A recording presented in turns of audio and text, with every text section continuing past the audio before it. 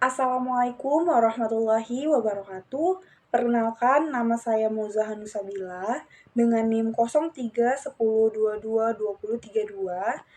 Saya dari Tadris Biologi 1 semester 3. Di sini, saya akan memberikan jawaban untuk ujian akhir semester saya pada mata kuliah profesi keguruan. Baiklah, nomor 1, seorang guru biologi di SMA menghadapi tantangan dalam mengajar materi genetika kepada siswa kelas 12.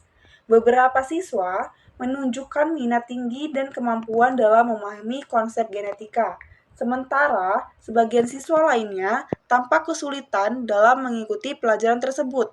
Guru tersebut berusaha meningkatkan kompetensi pedagogi dan profesionalnya untuk menciptakan pembelajaran yang lebih efektif. Jabarkan 3 solusi yang dapat Anda berikan sebagai upaya peningkatan kompetensi pedagogi dan profesional guru biologi tersebut. 3 solusi yang dapat saya berikan sebagai upaya peningkatan kompetensi pedagogi dan profesional guru biologi tersebut.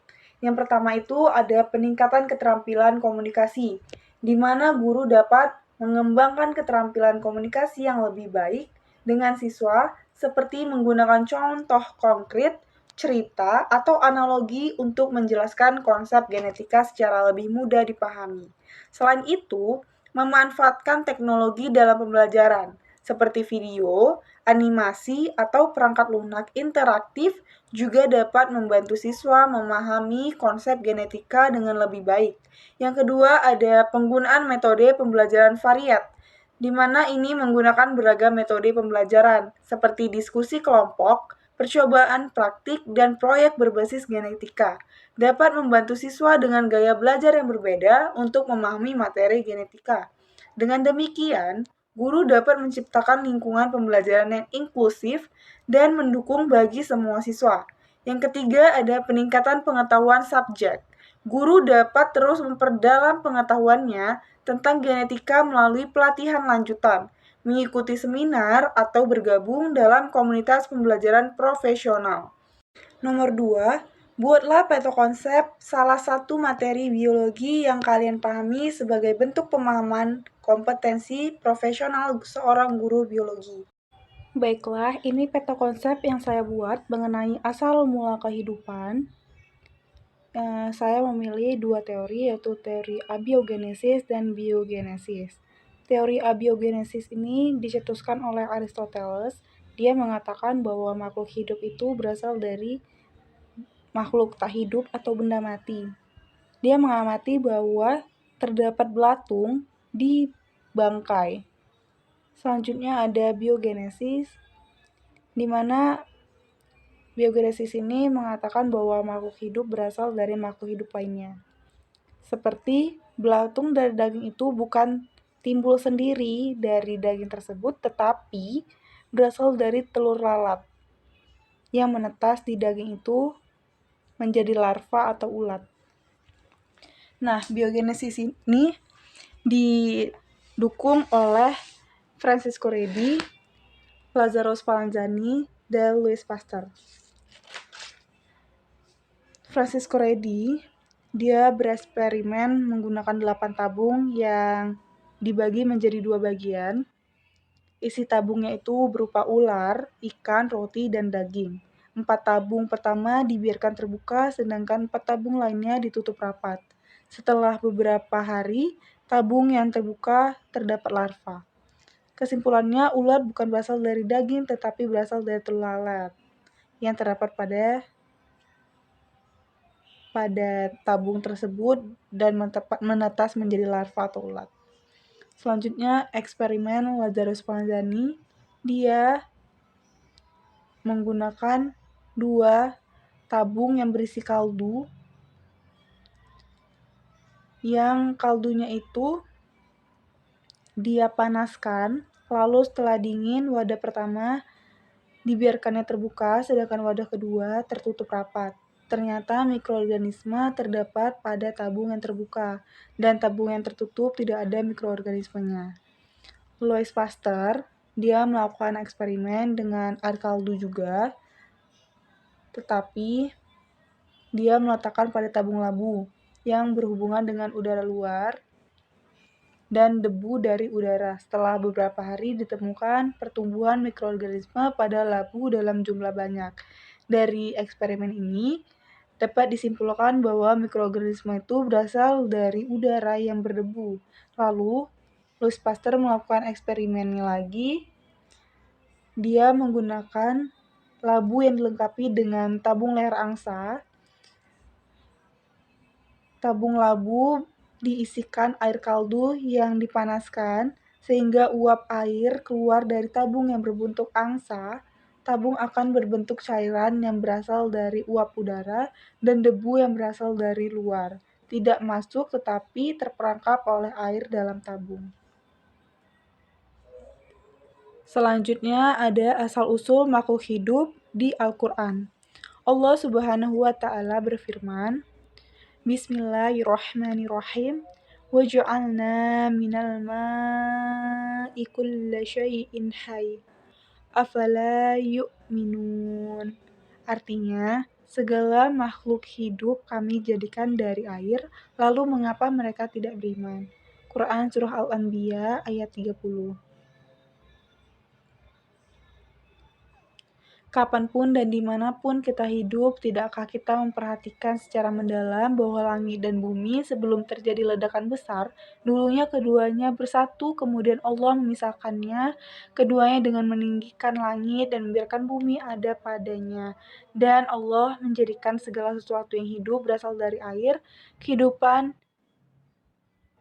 dari air atau laut, makhluk hidup berasal dari cairan sperma, dan air merupakan bagian penting pada makhluk hidup. Nomor 3, seorang guru biologi di SMA menghadapi tantangan dalam membangun hubungan positif dengan siswa dan menciptakan lingkungan kelas yang mendukung.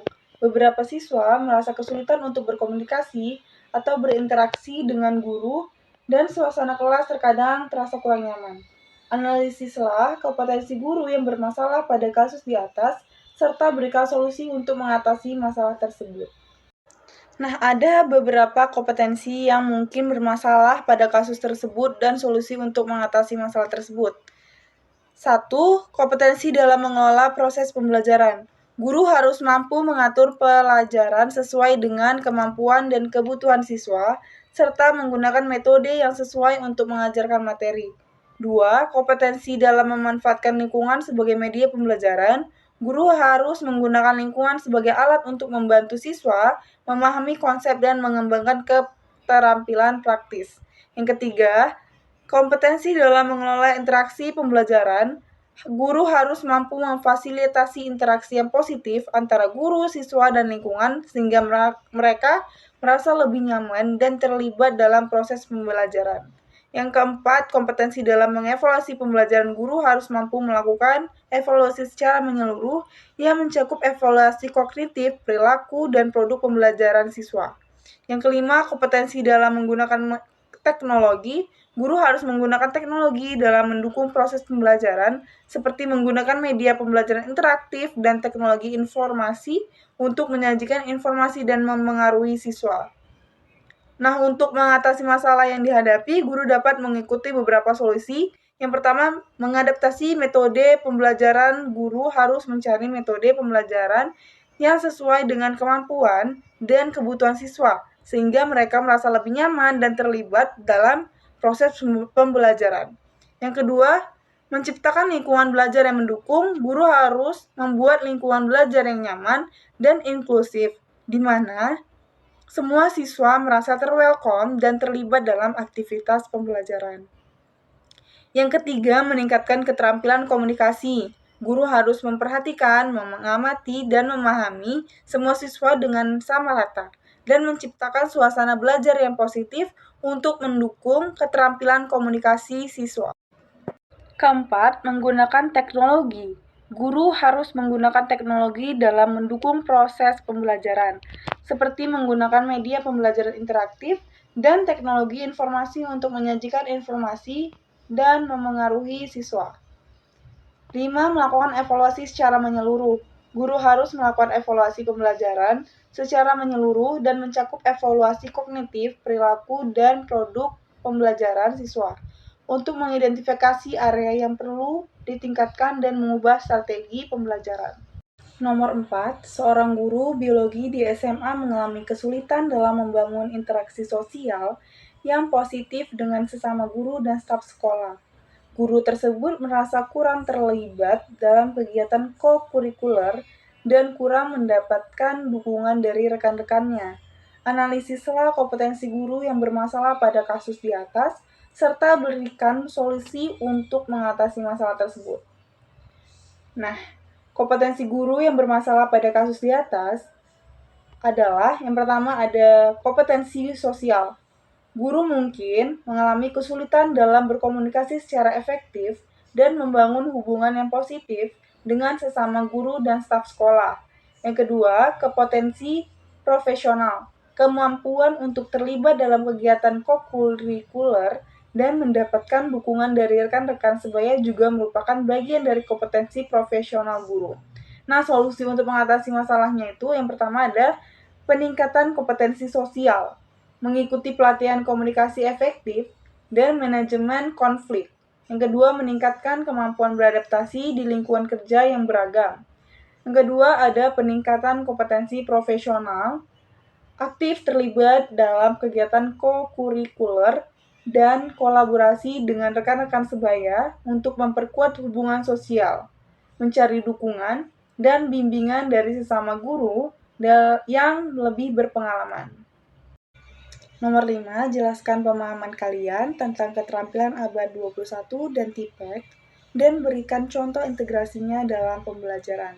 Keterampilan abad 21 merujuk pada seperangkat keterampilan yang dianggap penting bagi individu untuk berhasil dalam era informasi, termasuk keterampilan kolaborasi, komunikasi, pemecahan masalah, dan literasi digital.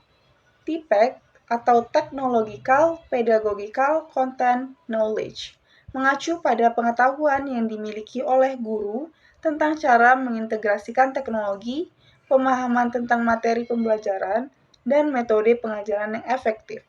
Integrasi keterampilan abad 21 dan TPEC dalam pembelajaran dapat dilakukan dengan memanfaatkan teknologi untuk mengembangkan keterampilan abad 21.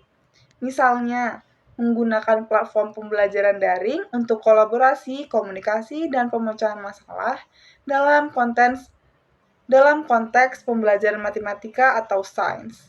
Contoh lainnya adalah menggunakan media sosial atau blog untuk meningkatkan literasi digital siswa sambil mempelajari konten bahasa atau sastra.